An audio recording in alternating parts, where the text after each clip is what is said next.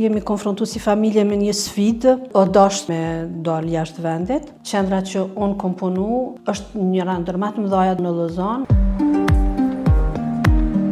Rrugtimi im ka qenë pak ma kaotik nështë se i kolegëve të mi që kanë fillu këto shkollimin. Do me thonë, unë e kom kry shkollën e mesme në Prishtinë, kom kry fakultetin deri në momentin kur o mbyll prej qeverisë serbe. Pastaj kom shku në Sarajev, si shumica e kolegëve të mi, edhe atje kom përfundu studimet.